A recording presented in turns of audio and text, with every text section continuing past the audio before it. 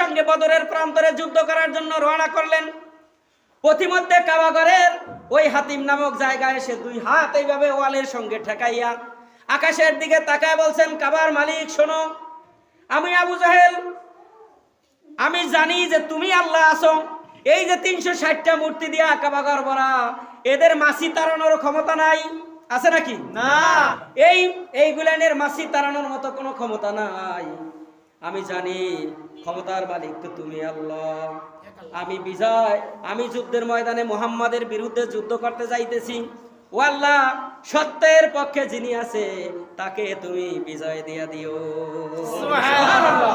এখন বলেন, আবু জাহেল সত্যের পক্ষে না মুহাম্মদ সত্যের পক্ষে? আবু জাহেল সত্যের পক্ষে না মুহাম্মদ? তাইলে আবু জাহেলের দোয়া আল্লাহ কবুল করে ফেলছেন। কারণ আল্লাহ নবীজি বলছেন, এই জায়গায়, এই হাতিম নামক জায়গায় পৃথিবীর যে কোনো মানুষ ওই জায়গায় হাত রেখে যদি আল্লাহর কাছে বলে, আল্লাহর সাথে সাথে দোয়া কবুল করে না। কোনো ধর্ম বিধর্ম নাই সেই সময়ের জন্য। আবু জাহেল দোয়া করছে, আল্লাহ, আমি মুহাম্মাদের বিরুদ্ধে যুদ্ধ করার জন্য যাচ্ছি, সত্যের পক্ষে যারা আছে তাদেরকে তুমি বিজয় দিও। এখন সত্যের পক্ষে কে আছেন? মুহাম্মদ সাল্লাল্লাহু আলাইহি ওয়াসাল্লাম আছেন। আল্লাহ কবুল করে ফেলেছেন।